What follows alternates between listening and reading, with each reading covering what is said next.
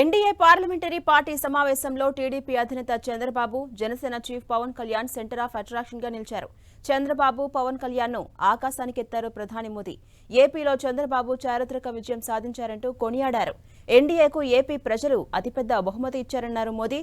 జనసేనాని పేరును ప్రత్యేకంగా ప్రస్తావించిన మోదీ, పవన్ అంటే వ్యక్తి కాదు, ఒక సునామీ అన్నారు.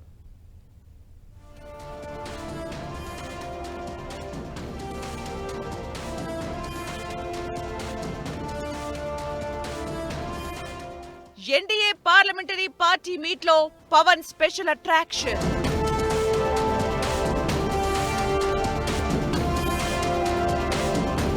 చంద్రబాబు, పవన్ పై ప్రధాని మోదీ ప్రశంసల వర్షం.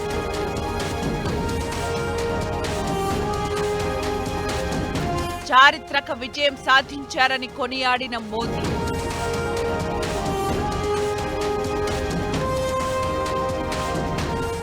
ఎన్డీఏ పార్లమెంటరీ పార్టీ నేతగా నరేంద్ర మోదీ ఏకగ్రీవంగా ఎన్నికయ్యారు. పాత పార్లమెంట్ సెంట్రల్ హాల్లో జరిగిన సమావేశంలో ఎన్డీఏ లోక్సభ పక్ష నేతగా మోదీ పేరును సీనియర్ నేత రాజ్నాథ్ సింగ్ ప్రతిపాదించగా అమిత్ షా బలపరిచారు. హర్షాతిరేకాల మధ్య ఎన్డీఏ ఎంపీలు చప్పట్లతో మోదీని తమ నాయకుడిగా ఎన్నుకున్నారు. ఎన్డీఏ పార్లమెంటరీ పార్టీ సమావేశంలో టీడీపీ అధినేత చంద్రబాబు, జనసేనాని పవన్ కళ్యాణ్ ప్రత్యేక ఆకర్షణగా నిలిచారు. పార్లమెంటు హాల్ ఆవరణలోకి వచ్చిన మోదీ ప్రతి ఒక్కరిని ఆప్యాయంగా పలకరించారు. చంద్రబాబుతో పాటు నితీష్ కుమార్ తో ఎక్కువసేపు సరదాగా మాట్లాడారు.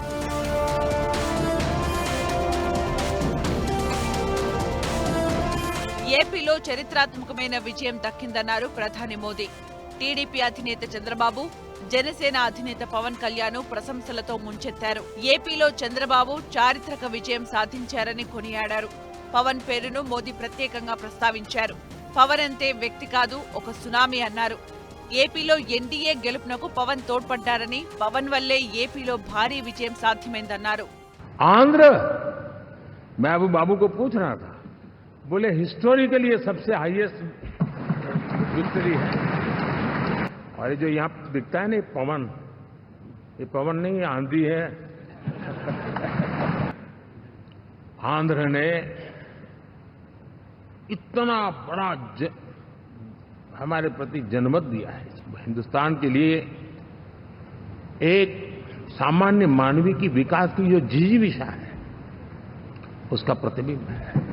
3 నెలలుగా ప్రధాని మోదీ అవిశ్రాంతంగా రాత్రి పగలు ఎన్నికల ప్రచారం చేసి ఎన్డీఏను గెలిపించారని టీడీపీ అధినేత చంద్రబాబు కొనియాడారు. ఎన్నికల ప్రచారంలో మొదటి నుంచి చివరి వరకు మోదీ అదే ఉత్సాహంతో పనిచేశారని మెచ్చుకున్నారు. ఏపీలోనూ 3 బహిరంగ సభలు, ర్యాలీల్లో మోదీ పాల్గొన్నారని చెప్పారు. విజనరీ నాయకుడు మోదీ నేతృత్వంలో భారత్ అభివృద్ధిలో ముందుందని, దూరదృష్టి కలిగిన మోదీ ఆర్థిక వ్యవస్థను పరుగులు పెట్టించారని కొనియాడారు. ఏపీలో ఎన్డీఏ కూటమికి ప్రజలు 95% సీట్లు కట్టబెట్టారని ఆనందం వ్యక్తం చేశారు Chandrababu. I have seen so many leaders. I can give entire credit for Narendra Modi ji for making India proud globally. That is his biggest achievement for the country. Now, under his leadership, we have reached 5th largest economy in the world. Now, we are confident during this tenure, he is going to make India 3rd largest economy in the world.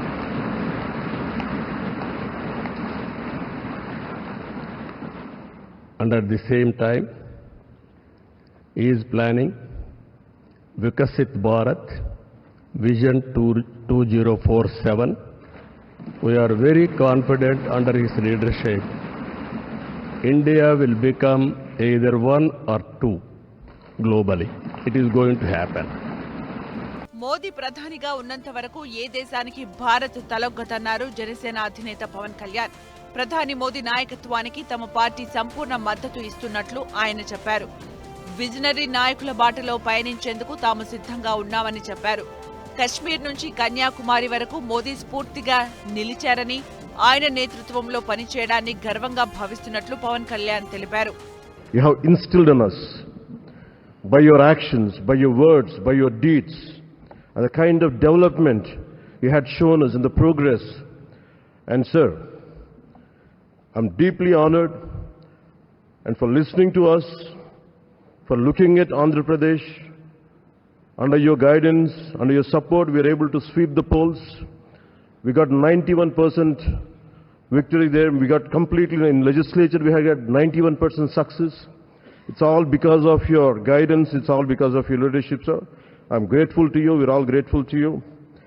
On behalf of Janasena Party, I support Shri Narendra Modi ji as the leader of the NDA parliamentary party.